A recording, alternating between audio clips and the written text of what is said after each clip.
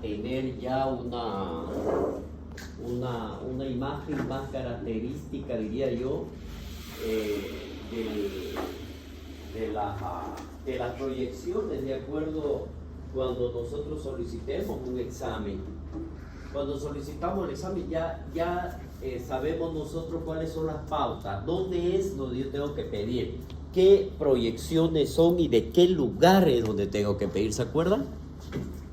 Por ejemplo, si me llega un paciente politraumatizado con un TEC leve, severo o grave, como quiera llamarlo, moderado, y que se asocie más dependiendo de la magnitud del tipo de accidente o mecanismo por el que se haya provocado, cuáles serían los lugares o el sector que yo voy a pedir la radiografía. No se olviden que primero ustedes tienen que pedir radiografía. No de cráneo. Cervical. Ya no se olviden ustedes, la cervical, no importa qué proyecciones, pero díganme el segmento. Cervical, ¿qué más? Tórax, ¿qué más? Pélvica. ¿Ya? Son los tres segmentos que nosotros siempre tenemos que solicitar. Bueno, y ahí van a ver ustedes lo que ya hemos hecho, ¿no? Un resumen de las mismas, las imágenes que vamos a obtenerla. Ya han visto ustedes que puede presentar algún tipo de alteración que es visible en la radiografía y que ya lo corroboramos caso que sea necesario, ya sea con un examen tomográfico donde nosotros podríamos ver si se trata o no con compromiso del área medular, de ligamentos. Si vemos nosotros de que existe fractura a nivel de lo que es el cuerpo o a nivel de la unión de los espacios, de las apófisis, entonces seguramente que ha de haber algún tipo de compromiso ligamentoso o compromiso medular. Por lo tanto, ¿qué examen pedirían ustedes? Resonancia. Una resonancia, ¿no? Que sería lo más específico. Eso es lo que nos trata de explicar esta imagen. Sin una reconstrucción de imágenes puede dar, dice, una falsa tranquilidad porque las lesiones en el plano horizontal se pueden no ver, como son las fracturas. Entonces, ¿qué es lo que tenemos que hacer ante esta situación nosotros? Ver, solicitarle al tecnólogo, ya radiólogo, de que tiene que hacer ciertas reconstrucciones específicas de la imagen para que me dé una mejor resolución. Y ahí es donde nosotros solicitamos, por ejemplo, en una resonancia magnética, de que sea bajo, o la evaluación o el proceso de evaluación, que sea bajo un T2. El T2 es cuando me da a tener mejor resolución de la parte blanda. Entonces, eso lo pedimos nosotros de forma directa cuando uno conoce un poco de lo que es los exámenes imagenológicos. Y para eso está el neurólogo, para eso están los neurocirujanos, los traumatólogos, que son los que van a venir a complementar cada uno de estos.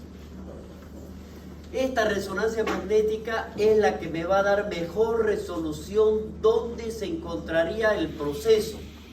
Este sería para ver más que todo cuando yo sospecho de que en mi tomografía no veo esas lesiones específicas, o bien existieran, ya sea en el cuerpo o en las apófisis, como le dije acá, pero sospecho de que haya lesiones de tejido blando. Entonces aquí pido ya un complemento, que en este caso vendría a ser la resonancia magnética. ¿Cuándo lo solicitemos nosotros? Discos intervertebrales, ligamentos, médula, para diferenciar un edema medular de una hemorragia, para que ya de aquí me va a decir cuáles van a ser las implicaciones pronósticas. Es decir, tengo yo una hemorragia, un edema. Por lo tanto, si tengo una hemorragia o un edema, no es lo mismo, pues. Si hay un edema, es un proceso inflamatorio que se está llevando acá, y por lo tanto, sometiéndolo a cierto tratamiento, puedo disminuir, e inclusive administrando algunos líquidos, puedo disminuir ese edema para tratar de provocar una deshidratación. Entonces, si es hemorrágico, es diferente, porque el procedimiento que voy a llevar, el tratamiento que voy a llevar adelante va a ser totalmente diferente. Por lo tanto, ¿qué me modifica? El pronóstico. Es decir, me va a dar otra impresión diagnóstica. Todas estas, entonces, ¿cuáles vendrían a ser las indicaciones clínicas para que yo pida una resonancia? Cuando existe una mielopatía, una radiculopatía, un déficit neurológico progresivo, una lesión medular o síntomas por encima de la lesión radiográfica. Es decir, cuando yo tenga sospecha de la misma. Todo esto me lleva a realizar un análisis más complicado todavía. Y miren ustedes, no me está mostrando lesiones a nivel dorsal ni lumbar en los ejemplos que me da, porque la área más específica viene a ser arriba, el segmento cervical. No significa que no sean importantes el resto, sino que la implicancia pronóstica de todo me lo va a dar esta región cervical. Por lo tanto, miren ustedes aquí, si nosotros vemos las lesiones específicas cervicales altas, puede haber una luxación atranto-occipital, una fractura de Jefferson, la fractura de los odontoides, que lo vamos a ver en 3 tipos. Por ejemplo, en esta primera, cuando hay una luxación, aquí nosotros, esto es mortal, puede ser mortal. Por lo tanto, nosotros tenemos que sospecharla. O sea, no sabemos pues cuál va a haber, ¿no es verdad? No sabemos. Si hay un trauma y que me está implicando, no importa cuál trauma, ustedes lo primero que tienen que sospechar, aunque no lo sospechen, es proteger la región cervical. Porque imagínense cualquiera de esas. Imagínense cualquiera de ellas. Y si ustedes no hacen bien la primera maniobra, las complicaciones van a ser mayores. Fatal la mayoría de ellas. Entonces, ¿qué es lo que tenemos que hacer? Debemos estabilizarla. ¿Ya? Y aquí vamos a ver, independiente, dice, del grado de la lesión neurológica. Por lo tanto, aquí nosotros no debemos utilizar la tracción. ¿Qué significa? No tengo que agarrar al cuello, mejor dicho, el cráneo y traccionarlo. No, simplemente tengo que estabilizar mediante un collarín. Que es lo que vamos a ver. Sin tracción. Eso es cuando se sospecha de una luxación. Cuando existe una fractura, miren ustedes, ya vamos a ver, bueno, como yo también mejor que mí conocen la anatomía, ¿no es verdad? Entonces, la C1 tiene arcos, no tiene cuerpo, ¿no es verdad? Tiene arco. Un arco anterior y un arco posterior. Miren, cuando hay fractura de cualquiera de los dos, entonces vamos a ver que va a existir una separación de todas las masas laterales, es decir, de todo en la vértebra en sí. Y la ruptura, por ende, de los ligamentos transversos. Entonces, aquí, ¿qué es lo que tenemos que hacer nosotros? Vamos a hacer una inmovilización rígida. Si existiera una fractura de la odontoide, entonces miren ustedes, es el que viene y engancha, por si acaso, entre la C1 y la C2, es el que le permite a uno que se movilice y no se vea la cabeza a un lado, ¿no es verdad? Entonces miren ustedes aquí, el tipo 1 lo vamos a conocer también como fracturas oblicuas. Esta es la parte superior de la apófisis de la odontoide. Aquí vamos a ver que son estables, pero pueden asociarse con inestabilidad atranto-occipital. El tipo 2, fractura de la base de la odontoide, aquí ya requiere que nosotros la inmovilicemos con el halo chaleco durante 2. El halo chaleco son aquí que vienen y agarran aquí de los hombros, por si acaso. ¿Ya? Vienen, colocan aquí, así. Imagínense aquí, las cervicales, y vienen y agarran aquí así. Todo el tórax está acá. Y aquí, pues yo te ando así. 10 a 12 semanas. Esa es una de ellas. ¿Ya? Ese es el halo chaleco. Y vamos a ver aquí nosotros, miren ustedes, ya pueden precisar fusión, dice de la C1 y C2. ¿Y eso cómo lo hacen? La fusión, mediante la unión de una artrodesis. Es decir, colocan plaquitas a esos niveles para unirlo. El tipo 3 o fractura a través del cuerpo superior de la vértebra, entonces ya hay la inmovilización con el halo chaleco durante 10 semanas. La fractura del ahorcado, o también se le conoce como la de Huffman. ¿Qué hace el ahorcado? Imagínense nomás. Se coloca la soga acá, en el cuello. Me voy a lanzar al vacío de 5 metros. Me la pongo a la soga y se lanza. Entonces, agarra acá y tracciona acá. Tracciona. Y por lo tanto, el cuerpo con el peso hace la tracción y es seco, en latigazo. Miren ustedes, dice acá, ¿qué es lo que me va a provocar aquí? Hay una espondilolistesis traumática del axis, hay fractura de ambos pedículos. La fractura que son menores a 2 milímetros con desplazamiento no se asocie con fractura o lesión de la carilla. Esta se la trata nomás con ortesis cérvico-torácica. Pero cuando es mayor a 2 milímetros, entonces aquí nosotros tenemos que reducirla. La inmovilización con los chalecos. Ya, hasta 12 semanas. Bueno, el que quedó vivo. Pues. El que quedó vivo. Es otra también, ¿no? Esa.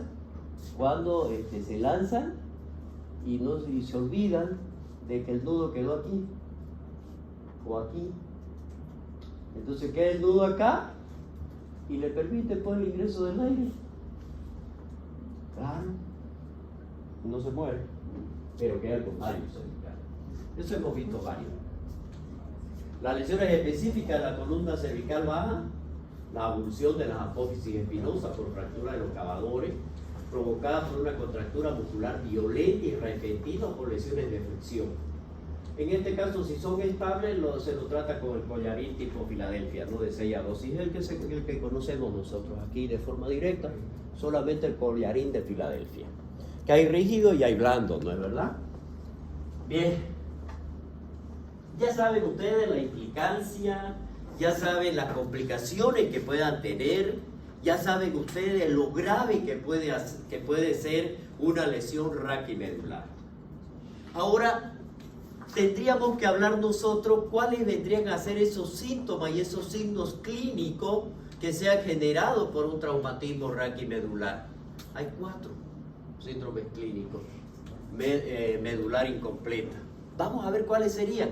Primero nosotros lo vamos a dividir en el síndrome medular central, donde exista en la región cervical que afecta a la sustancia gris. No se olvide, ¿quién es la sustancia gris? ¿Quién forma la sustancia gris? ¿Quién? ¿Lo qué? Fuerte. No, las células nerviosas. Esa forma, no es lo mismo, no es lo mismo. Los cuerpos. Ya. Sí, los cuerpos. Ya. Entonces, la sustancia gris es la central, es la que tiene forma de H. Entonces, y la sustancia blanca más medial y produce mayor debilidad en los miembros superiores que en los inferiores. Ojo, miren donde estamos diciendo. Ahora miren ustedes el síndrome de Ronsen. ¿Qué dice este? Esta, ya yo les venía a decir, es una lesión que me va a provocar, pero es unilateral de la médula. Es unilateral, es a un solo lado, nada más. Por lo tanto, ¿qué me va a presentar si es a un solo lado de la lesión? La parálisis ipsilateral, es decir, del mismo lado. Si hay en este lado, en ese lado va a ser la parálisis del mismo. Por lo tanto, ¿qué es lo que voy a tener? ¿O qué va a presentar mi paciente? Primero, la pérdida de la sensibilidad. Va a tener de la sensibilidad propioceptiva. Es decir, pucha, no sé si será mi brazo, será mi pie, no sabe dónde es. ¿Ya? Y la pérdida de la sensibilidad contralateral. Al mismo tiempo, del dolor y la temperatura. En este lado, de la sensibilidad propioceptiva, y en el otro lado, la pérdida de la sensibilidad al dolor y al calor. Miren ustedes, ya me está diciendo qué es lo que tiene. Pero simplemente yo tengo que saber estos conceptos. Tengo que saber anatómicamente dónde está. Y vamos a ver, el síndrome medular anterior va a afectar a los dos tercios anteriores de la médula con parálisis y pérdida de la sensibilidad al dolor y la temperatura y preserva la propiocepción. El síndrome medular posterior, ¿se acuerdan? ¿Qué me regulaba el posterior y qué me regulaba el anterior? Posterior sensitiva, anterior motora. ¿La anterior? Anterior Motora. ¿Y la posterior? sensitiva. Eso. Ahora, esos Entonces ya me lo está diciendo, mira aquí. Entonces la lesión de la columna posterior es pérdida de la propia sección únicamente. ¿Cuándo decimos que la médula espinal se nos está choqueando, está entrando en un shock? ¿Qué es? A eso lo vamos a conocer como coma encefálico o coma del encéfalo. A eso. Entonces, ¿qué es lo que va a existir con nuestro paciente? Hay una pérdida de la función motora, pérdida de la función sensitiva y autonómica simpática distal a la lesión que va a tener un individuo inmediatamente después de una lesión. ¿Por qué? Por un daño a nivel de la columna espinal que es grave. Por encima, miren lo que me da, por encima de la D6, es decir, va a tener mayor compromiso neurogénico. ¿Pero para qué? Me va a dar hipotensión y al mismo tiempo me va a dar bradicardia, porque me está afectando la parte simpática y la parte parasimpática. Me produce vasodilatación y me inhibe lo que viene a ser los receptores alfa y beta. Similar a la fase de impacto en el caso de traumatismo craneoencefálico. En la médula deja de funcionar cuando se ha choqueado, en este caso, por un periodo variable que puede ser de horas a días. Si yo lo dejo, esto ya no hay vuelta. Por eso tengo yo que saber en ello. Si se recupera la función en las primeras 24 horas, entonces debemos pensar que nuestro paciente tuvo un shock espinal. Se choqueó, sufrió, le faltó lo que nosotros conocemos. ¿Cuáles son? Por eso le digo que este examen es bonito. Claro, porque tengo que hacerlo pensar. ¿Qué pasa cuando se choquea la parte espinal, la médula espinal? ¿Por qué se está choqueando? ¿Por qué? Por falta de irrigación, que lo conocemos como perfusión. Bien. ¿Por qué más? ¿Qué no le está llegando? Si no hay irrigación, ¿qué no le llega? Oxígeno. Hay daño endotelial. Entonces todo ello me produce edema. Todo eso me está provocando, ¿no es verdad?, la obstrucción de estos vasos. Magnífico. Cuando es más alta la lesión, o sea, del D6, es más severa la injuria. Cuando habla de injuria, ya saben ustedes que se refiere al daño, a la lesión, a la agresión, ¿no es verdad? Mayor severidad y duración del choque. La pérdida, miren ustedes, de la función somática y sensitiva que persiste más de 24 horas, entonces ya se conoce como un daño patológico, orgánico y no provocado por un choque. Es decir, para que yo lo considere un choque espinal, tiene que ser la duración menos de 24 horas. Si dura más de 24 horas, es orgánico, es somático, es por otra causa y no necesariamente porque haya sufrido algún tipo de trauma. Entonces tengo que buscar yo qué es lo que me está dando. Bien, conociendo todo esto y lo que me puede manifestar, tengo que llegar a un tratamiento, ¿no es verdad? Tenemos que hacer un tratamiento, el manejo del trauma. Y aquí es donde va a radicar qué pronóstico le van a dar ustedes a su paciente. Por lo tanto, tenemos que tener toma de decisiones. Para esto, tenemos que considerar nosotros dos tipos de lesiones. Una lesión medular completa y una lesión medular incompleta. ¿Cuándo decimos que es una lesión medular completa? Cuando existe pérdida completa, como su nombre lo está diciendo, de la movilidad y la sensibilidad, tanto distal a la lesión, incluyendo los niveles sacros, por debajo. La lesión es aquí, entonces perdió todo, acá, estando ausente el reflejo pulvo-cavernoso. La lesión incompleta, pues existe algún tipo de función motora, existe algún tipo, moviliza o sensibilidad distal a nivel de la lesión, es decir, aquí preserva la sacra. Vamos a ver aquí cuáles serían la sensibilidad perianal, tono rectal y capacidad de flexión del primer dedo. El paciente está ahí, a ver, flexione su dedo. ¿Cuáles? No sé, pues flexiónale todo. Pero él flexiona una. ¿Ya? Y hacemos las demás sensibilidades, la perianal y la sensibilidad del tono rectal que mantiene todavía, entonces es incompleta. Porque en la completa lo perdió todo. Lo perdió todo. Este enfermo entonces podrá recuperar, miren ustedes, algunas de sus funciones siempre que nosotros realicemos ya el tratamiento, una descompresión y una estabilización quirúrgica. ¿Cuándo? Miren ustedes ahí, en las primeras 8 horas del traumatismo. Y ahí estamos.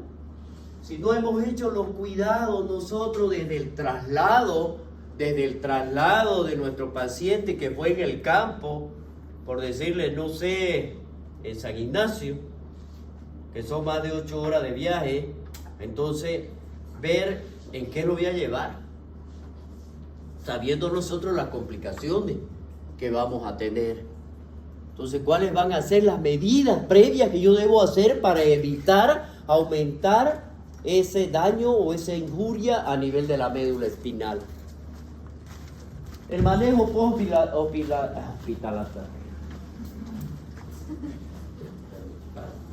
el manejo prehospitalario en este caso. Esta es la fase, en esta fase fundamental que nosotros hubiésemos hecho el diagnóstico de la sospecha. Por lo tanto, aquí nosotros, ¿qué es lo que tenemos que hacer primeramente? El manejo cauteloso con nuestros pacientes. ¿Qué es lo que vamos a ver aquí? Cuando nosotros, ese manejo que hemos hecho desde un inicio, hasta que descartemos que exista una lesión vertebral. Todo lo tenemos que llevar hasta lo último. No considero, no, si el golpe fue en la cabeza, no voy el resto, no. Diremos que todo paciente con traumatismo cráneoencefálico se considere que existe un daño raquimedular hasta que se encuentre lo contrario. Entonces, en los puntos claves aquí, ¿cuáles van a ser? Primero, realizar una precoz y correcta inmovilización cervical. Una eficaz corrección en caso de que existiera una hipotensión y una hipoxia en el paciente. Tengo que verlo, porque eso va a ir a empeorar los casos, ¿no es verdad? En cuanto a la técnica de inmovilización, la más adecuada, bueno, vamos a ver en qué consiste. Primero nosotros por detrás de nuestro paciente, vamos a ver que el paciente nos mire la cabeza, vamos a tratar nosotros de mantenerla en el sitio, ya, eso es lo que hay que hacer. Por eso, si el paciente moviliza, no vayan a moverle la cabeza. Ustedes tienen que agarrar uno la cabeza, porque hay que evitar que se broncoaspire. Uno agarra la cabeza y el otro ayuda a que el cuerpo se movilice, para que todo se movilice al mismo lado. Cuidado que ustedes le estén dando la vuelta, ¿no? Entonces ahí sí, si no volteo el bloque, dice presión cricoidea y la aspiración mediante la sonda, que es lo que tenemos que hacer. Ese es el correcto manejo que debemos hacer en los primeros momentos. El collarín, en este caso podremos utilizar un semirrígido, un tamaño que sea el apropiado. Si no hay, bueno, colocamos el que hay, o si no, nos inventamos uno. Lo ideal es que tenga una ventana anterior para que vamos a ver si existe o no existe inclinación yugular. En caso de que se presente un neumotor, atención, o un taponamiento cardíaco, o para el caso de que mi paciente no esté respirando, podamos acceder a una vía aérea de forma quirúrgica, ya, o de emergencia. Además, aquí, con cuidado, nosotros, si es necesario, debemos traer o realizar una maniobra de extracción de los pacientes atrapados. Si están atraccionados, que no pueden sacarlo del lugar del accidente, para hacer esto, la explicación, sacarlo. ¿Cómo lo vamos a sacar a este paciente? Y no es aquí que vienen y le cortan acá. ¿Has visto los bomberos? Cortan, agarran, estabilizan en el sitio al paciente y luego movilizan el bloque. En cambio, uno que es lo que agarra y como pueda sacarlo de ahí, ¿no es verdad? Bueno, si ya está por explotar y no hay nada que hacer, yo creo que hay que hacerlo, ¿no? Pero hay que siempre cuidar esto. Si el paciente tiene casco, hay que retirar el casco y el desplazamiento que hay que realizar. Si nosotros seguimos viendo Eso se tiene que realizar. Lo ideal sería pues realizarlo por un personal que sea adiestrado, que tenga experiencia en lo mismo. Por lo tanto hay que practicar ciertos protocolos.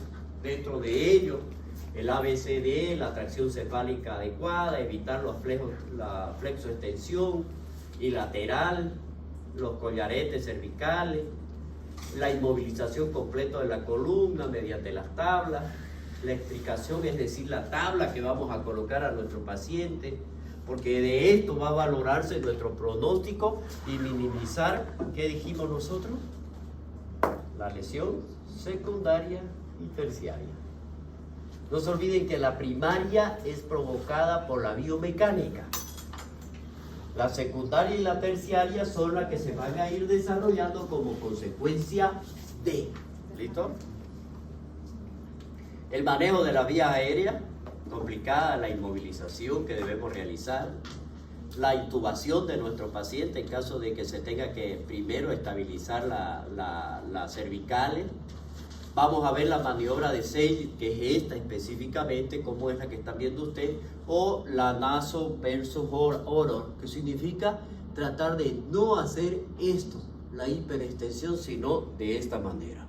Y traccionar de forma directa para colocar nuestro collarín y ver la forma de cómo vamos a colocar nuestra sonda nasogástrica.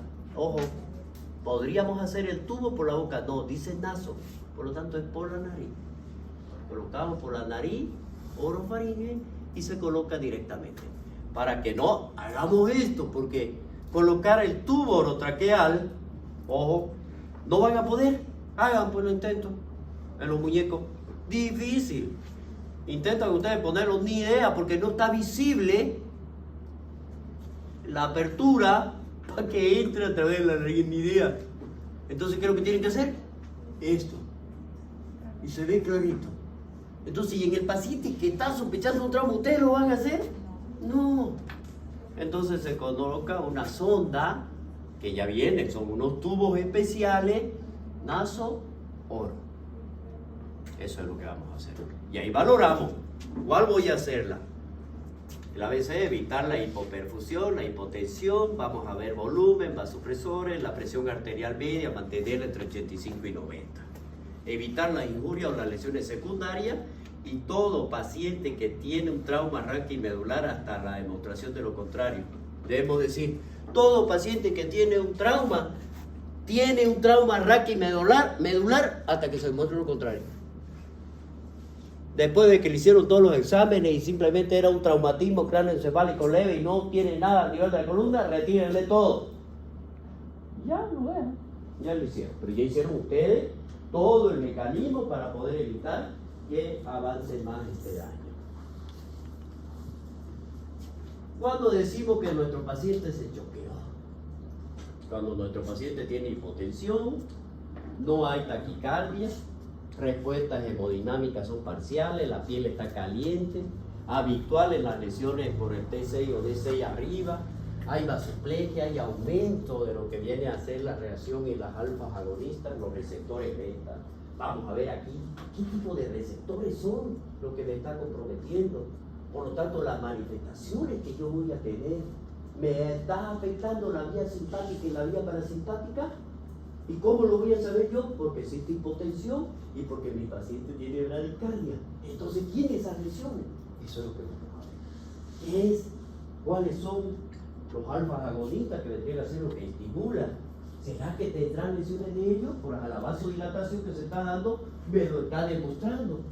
Cuando decimos nosotros que mi paciente ha entrado pero en un choque medular o espinal, miren ustedes, le estoy dando la diferencia de cada uno.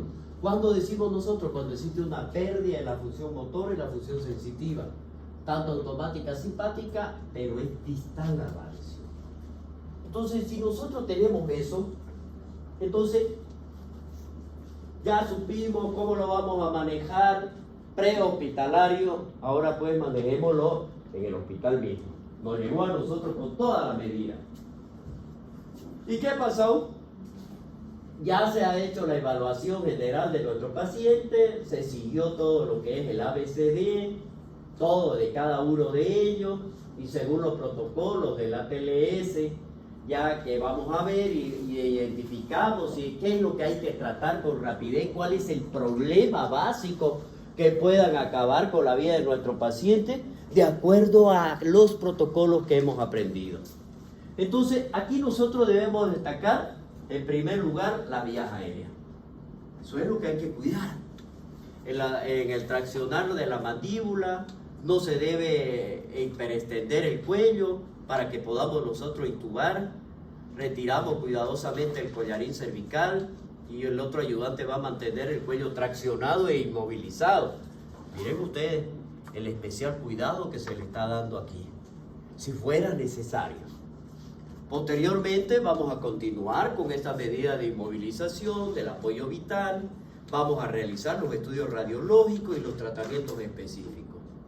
Y vamos a ver aquí, ¿no? ¿A dónde lo vamos a realizar? Hay que trasladar para que se haga un estudio al paciente. Vamos a ver si nosotros, antes del traslado a que le hagan los estudios imagenológicos, tenemos que estabilizarlo hemodinámicamente. Sí, pues. Vamos a ver que se nos muera en pleno camino. Cuidado, eso es lo que tenemos que estar seguros. Solamente aquí, ¿cuándo es que vamos a retirar nosotros la inmovilización? Cuando descartemos la lesión mediante estos estudios radiológicos que se han documentado. Porque, ojo, cuidado, que se nos pase una lesión, y nosotros digamos, pero si aquí en la radiografía dice que no tiene nada. Ya hemos explicado los falsos negativos y los falsos positivos. Ojo, dentro de ellos, inclusive los estudios tomográficos. Por lo tanto, yo no tengo que tener documentado para decidir, señores, retírenle todo porque el paciente no tiene nada. Entonces aquí lo tengo que tener documentado. El paciente tiene que estar consciente, tiene que colaborar y que no existan síntomas ni otra lesión que puedan enmascarar esta patología. Por lo tanto, si nosotros confirmamos que existe una lesión a nivel medular y que nosotros sabemos que ya me está limitando para realizar mi próximo procedimiento que yo debo realizar, aquí tengo que llamar a los especialistas. Somos médicos de emergencia, o son internistas, o son cualquier otra especialidad, y por lo tanto llaman a los especialistas. ¿Quiénes son? Lo dijimos nosotros, los directamente relacionados, los neurocirujanos y los traumatólogos. Entonces, ellos van a establecer qué tipo de tratamiento es el que se debe seguir. Si nosotros inmovilizamos el manejo inicial y estabilizamos la columna espinal, los collares blandos van a permitir mover el cuello hasta en un 75%. El de Filadelfia o el de Stickney, en este caso, reducen lo que son la flexión y la extensión, por lo tanto el paciente está recto. Pero no me evita los movimientos de rotación. Hay movimientos laterales, no va a poder hacer esto, por lo tanto me lo limita. ¿Ya? La rotación, no. Dicen que va a poder hasta en un 50%. La va a realizar el paciente. Hay que tener cuidado con ello también. ¿Cuál es el objetivo de este tratamiento? Primero, mantener la presión de perfusión medular, evitar la hipotensión y la hipoxemia y la anemia, y evitar el daño secundario. Eso vendría a ser el objetivo principal. Si nuestro paciente tiene problemas respiratorios en el trauma raquidomedular, entonces, ¿qué es lo que vamos a hacer nosotros? Este problema respiratorio vendría a ser la principal causa de muerte en todo nuestro paciente. La parálisis de los músculos respiratorios, el grado de la afectación va a depender directamente de ¿qué dijimos? Del nivel medular que ha sido comprometido y la rapidez con la que se instauraron las lesiones. Y cuando dicen le instauraron las lesiones, estamos hablando de la secundaria y estamos hablando de la terciaria. De eso va a depender. Entonces, por ejemplo, miren ustedes, en la lesión del C1 y C2 no hay musculatura respiratoria eficaz de ningún tipo. En la C3 y la C4 producen parálisis frénica bilateral con el mantenimiento de la ventilación exclusivamente gracias a ¿qué?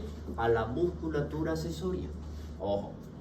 Si la lesión es por encima de C5, entonces sí o sí mi paciente va a necesitar una ventilación mecánica, porque me va a comprometer los músculos accesorios, principalmente la diafragmática. Por esa razón, como consecuencia de ello, entonces, ¿qué es lo que va a pasar? Mi paciente se va a broncoaspirar, la secreción gástrica va a subir, va a haber atelectasia, suele llevarle a astenia. Por lo tanto, ahí es donde nosotros tenemos que cuidar y colocar sí o sí un tubo orotraqueal. Cuando nosotros vemos y tratamos del problema ventilatorio, vamos a ver los pulsímetros, si existe o no existe el osímetro ahí, no sustituye a la gasometría. Ojo, el pulsímetro o la osimetría no van a sustituir a la gasometría en ningún momento. Y por lo tanto, ¿qué es lo que debemos vigilar? La frecuencia y el trabajo respiratorio. Las lesiones por debajo de C5 producen parálisis intercostales incompleta. Y, ojo, de los músculos abdominales. No se olviden, los músculos intercostales y los rectos anteriores, principalmente los rectos anteriores, son los accesorios de la respiración. Eso es. Por lo tanto, ¿qué me va a provocar el paciente? Simplemente una respiración diafragmática. Por lo tanto, la función respiratoria va a estar disminuida. Por lo tanto, aquí, si solamente es el diafragma quien está funcionando para que tengamos esa respiración, necesita sí o sí un soporte ventilatorio. Por debajo de D5 no suele producirse insuficiencia respiratoria de origen neuromuscular. Si nosotros vemos y analizamos cada una de estas, el nivel de la lesión que se está provocando, puede haber una consecuencia, es decir, una lesión que me va a llevar de tipo secundario y que me va a dar mayores complicaciones todavía. Miren ustedes aquí.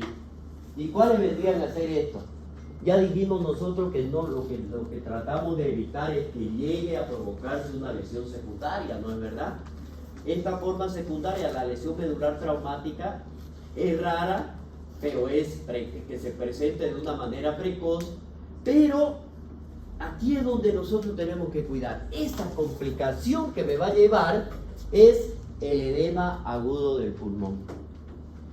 Cuando me lleva a un edema agudo pulmonar, vamos a ver nosotros que no es cardiogénico, ¿ya? Y vamos a ver aquí, si no es cardiogénico, entonces ¿qué origen es? En este caso es neurogénico. Pero veámoslo, ¿por qué? Ojo, cuidado que mi paciente tenga un problema cardíaco y ambos coexistan. Se me complicó más la figura. Porque primero en el neurogénico es fácil, lo manejamos mediante los tubos, lo entubamos a nuestro paciente y manejamos las presiones con hipotensores o hipertensores dependiendo. Pero cuando es cardiogénico no es tan fácil, porque ahí ya yo tengo que manejar cardiotónicos. Y en este caso manejamos inotrópicos y de tipo positivo. Y esos inotrópicos de tipo positivo la tenemos a la catecolamida y lo tenemos dentro de ella a la dopamina y a la dobutamina. Muchas veces la tenemos que utilizar ambas. La dobutamina es sintética, es originada por la dopamina. Entonces aquí nosotros tenemos que clasificarla en uno, en otro tipo, y vamos a llevar mediante catéter Schwann-Gang o estudios ecocardiográficos. El Schwann-Gang es el que va a permitir que yo pueda manejarlo de forma directa. Es un catéter que se introduce. ¿Ya? Y eso es lo que vamos a ver. Entonces yo tengo que saber, mi paciente no me está respondiendo al tratamiento específico de un edema agudo de pulmón de origen neurogénico, entonces tengo que sospechar que mi paciente tiene un origen cardiogénico. Además, por lo tanto, le tengo que hacer un ecocardiograma y colocar el catéter Schwann. Los problemas hemodinámicos en este caso, ¿qué es lo que pasa aquí? En todo paciente que tenga lesión medular. En estos pacientes politraumatizados por encima de D5, vamos a ver aquí uno que hemos hablado bastante, son los choques medulares, ¿no es verdad? Este es caliente. ¿Por qué? Porque va a coexistir con otro tipo de shock. En este caso hablamos del hemorrágico. Puede ser, el cual aquí se nos está dificultando nuestro diagnóstico. Porque mi paciente que hace un shock hemorrágico, ¿qué es lo que va a pasar cuando se choquea? Porque está eliminando volumen. ¿Hay hipotensión? Ojo, pero hipotensión por falta de volumen. En cambio, el paciente que se choquea de causa por lesión no es por falta de volumen. ¿Por qué? Compresión. Por la lesión que me está provocando a nivel simpático y parasimpático y me produce vasodilatación. Ahí está, eso lo lío. ¿A qué qué? No, simplemente es una determinación, porque es sangre lo que hay ahí. ¿Ya? Cuando es medular en este caso, y vamos a ver que cuando hablamos nosotros, ustedes ya conocen los tipos de choque, ¿verdad? Uno que es distributivo, el otro que es cardiogénico, neurogénico, pero el neurogénico pertenece al distributivo. Ojo, dentro de la clasificación hay infecciosos igual, ¿no es verdad? Entonces, si en este caso hablamos nosotros del distributivo, entonces, ¿qué es lo que va a llevar? ¿Cómo se va a provocar? Hay un secuestro vascular. ¿Por qué? ¿Qué dijimos que había? Vasodilatación. Entonces, estos pacientes tienen hipotensión. A eso vamos. La pérdida del tono simpático empeora los efectos de hipovolemia y viceversa. Pues aquí miren ustedes, no es raro que nosotros los encontremos. ¿Por qué es que lo he andado este tema? De verdad. Y no es porque quiero que ustedes sean neurólogos ni neurocirujanos, ni mucho menos tampoco. Pero si ustedes no conocen esta fisiopatología, ahora cuando son estudiantes, y eso lo van a mantener ustedes, no, si yo voy a hacer la especialidad, ojo, no todos llegan a hacer especialidad, ojo con eso, no todos llegan. Por lo tanto, muchos pueden quedarse como médicos generales, por lo tanto tienen que ver de todo, y es por esa razón. Dice que no es raro que en esta fase nosotros nos encontremos con una de corta duración en la que pueda tener mi paciente una hipertensión. Entonces, ¿qué está diciendo? No todo, pues, en medicina es 2 más 2, ¿no es verdad? Puede estar fuera de la norma. Si yo estoy explicando cuál es la fisiopatología, pero mi paciente puede estar con esto, estar choqueado y tener hipertensión. Ojo, dice que no está fuera de la norma, puede existir. Entonces aquí nosotros vamos a ver que si bien existe un predominio vagal, se produce la bradicardia, lo cual contribuye a la hipotensión. Veamos aquí entonces a esta forma que viene a ser la añadida a todo este proceso, ante cualquier proceso de lo más habituales que hayan sucedido en el politraumatizado. ¿Cuáles vendrían a ser esos procesos? Dijimos uno de ellos, la hipoxia. Segundo, la hipovolemia. Tercera, la ventilación mecánica a la que va a estar y la pseudoanalgesia que pueden agravar la clínica de mi paciente. ¿Cuál es la pseudoanalgesia? ¿Por qué mi paciente no siente dolor? Porque está bloqueada la parte sensitiva. No se olviden, dependiendo de dónde es la lesión, si es anterior o posterior, puede haber esa falsa pseudoanalgesia. Si nosotros, por ejemplo, en nuestro paciente, el manejo inicial lo vamos a llevar mediante la administración de los cristaloides, vamos a monitorizarlo a nuestro paciente, tanto mediante una presión venosa central, podríamos colocar para medir, que sería lo ideal, para sacar la presión arterial media. Dice que debemos mantenerlo entre los 85 y 90 para no tener injurias sobre la médula, que no lleva a un choque. Entonces veamos eso es lo que tenemos que hacer entonces.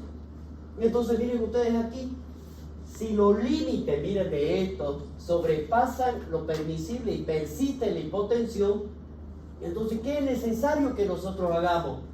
Pues señores, vamos a lo que le dije yo. No es neurogénico, sino que se me ha asociado otra patología más. Por lo tanto, tengo que recurrir a vasoactina. Y ahí viene mi dopamina. Lo único que me vas a hablar. ¿Qué es lo que lleva? En caso de que exista una bradicardia, vamos a ver que ya esto es una repercusión hemodinámica, entonces vamos a administrar nosotros aquí atropina hasta que lleguemos a una máxima de 3 miligramos. Si no logramos controlar esto de la frecuencia, entonces nosotros tenemos que hacer y colocar un marcapaso transitorio. Pero da la casualidad de que en nuestras emergencias muchas veces no tenemos, ahora sí ya hay marcapaso. Y lo más probable es que exista, pero si no hay, entonces tenemos que hacer una bomba de contrapulsación aórtica, lo llamamos nosotros. Utilizamos la dopamina en dosis vasoactiva, ya, hipertensiva, y utilizamos la dobutamina en dosis taquicardizante. Por lo tanto, tengo una que me contrae y la otra que me aumenta la velocidad de conducción auriculoventricular a nivel de los receptores beta 1, no específicamente que es la dobutamina. Y eso hace que exista aumento de la frecuencia por la fuerza de contracción y me va a provocar vasoconstricción, que es lo que necesitamos nosotros. Si no hay eso, entonces utilizamos nuestro transitorio, ¿no? ¿Cuál es el tratamiento específico? En este caso, aquí tenemos que realizar la adecuada ventilación, vamos a aportar la sangre necesaria al tejido medular, vamos a ver aquí tanto hemodinámicamente tiene que estar estable, vamos a mantener la presión de perfusión en los límites normales y la recomendación actual en nuestro paciente con sospecha de un daño es administrar la metilprednisolona, o en caso de que no haya, utilizamos la desametasona, que es la que tenemos en todo lugar. ¿Ya? Si no hay la metilprednisolona, entonces según el protocolo que debe existir, y con eso nosotros vamos a sacarlo de este paciente. Si en caso dice que si este estudio en el cual que se ha realizado y que debemos utilizar la metilprednisolona, siempre hay controversia, siempre van a haber, porque han existido complicaciones que han sido más graves todavía, como son las hemorragias, por ejemplo, que se presentan de tipo digestiva, que eso es por el estrés. Ya por el estrés, y la podemos agravar aún más todavía con la prednisolona, que podríamos nosotros utilizarla. ¿Ya? Por eso, y al mismo tiempo estamos utilizando dosis altas de metilprednisolona. ¿Qué es lo que va a pasar con nuestro paciente? Nuestro sistema inmunológico vamos a disminuirlo. ¿Por qué? Porque son corticoides. Lo vamos a disminuir y por lo tanto va a estar expuesto a las infecciones. Es lo que yo siempre digo. Se valora riesgo-beneficio. ¿Se va a morir el paciente? Sí. ¿Sí se va a morir si no hago nada? Pues. ¿No es verdad? Sí se va a morir si no hago nada. Por lo tanto se evalúa riesgo-beneficio. ¿Va a haber infecciones? Sí. ¿Va a haber infecciones? ¿Puede sufrir hemorragia? Sí. Pero le puedo salvar la vida en este momento. Si es hemorragia, puedo transfundir sangre. Si es infecciones, doy antibióticos. O sea, riesgo-beneficio. Igual se va a morir. Si no hago nada, por supuesto. ¿No? Ahí está. Entonces, ¿qué es lo que nosotros tenemos que ver acá? Dentro de esto. En todos los casos, cuando el diagnóstico es de la sospecha, debemos entonces realizar siempre, cúbranse las espaldas, siempre realicen las interconsultas si no son especialistas de traumatología con el traumatólogo, neurocirujano si no son neurocirujanos. Siempre hay que cubrirse las espaldas. Vengan señores, metan su mano aquí ustedes, ¿ya? Para ver si hay otros estudios que realizar, para ver con exactitud la lesión, la debilidad, si la estabilidad, el grado de compromiso medular, en caso de lo que hubieran, y ya sabemos qué estudio es que vamos a solicitar en su debido momento. ¿Cómo vamos a hacer una profilaxis de las complicaciones? ¿Cómo voy a evitar? La hemorragia digestiva, ya dijimos que es frecuente en la primera hora, por lo tanto aquí nosotros tenemos que dar antisecretores de rutina. ¿Cuáles van a hacer eso? Los inhibidores de las bombas de protonio. Los inhibidores de las bombas de protonio son el omeprazol, esomeprazol, pantoprazol, etcétera, etcétera. Eso ya lo saben mejor que yo ustedes por fármaco. La trombosis venosa profunda y los tromboembolismos pulmonar, en este caso son más tardíos, por lo tanto las causas más frecuentes de mortalidad. Pero en este caso la hemorragia de estos tipos de pacientes, que son los más frecuentes en los politraumatizados, entonces suelen coexistir estas lesiones sangrantes. Entonces las coagulopatías, en este caso por las transfusiones masivas, son esperadas. Por lo tanto, nosotros tenemos que administrar trombolíticos que fueran necesarios. Para prever una atelectasia y las úlceras por presión, es indispensable que nosotros realicemos una rehabilitación mediante una fisioterapia respiratoria. Vamos a ver los pasos más importantes del manejo del paciente: la inmovilización, la estabilización, la recuperación, la descompresión del tejido nervioso, la estabilización de la columna. Todo paciente politraumatizado se debe manejar con una lesión de columna hasta que se demuestre lo contrario, especialmente si nuestro paciente nos llegó inconsciente. Aproximadamente 1/3 de las lesiones cervicales agudas no son detectadas, por lo tanto los daños van a ser mayores. Está contraindicado, miren ustedes, alinear la cabeza en posición neutra cuando al hacerlo se induzca el espasmo del músculo del cuello, incremento en el dolor, inicio o incremento del déficit neurológico, mayor compromiso de la vía aérea o de la ventilación. En tal caso, entonces, lo que tenemos que hacer es inmovilizarlo en la posición original. Si el paciente está así y ustedes intentaron traccionar, hay dolor, mejor no lo muevan, colóquenle ahí como está. A eso es lo que me está diciendo, ¿ya?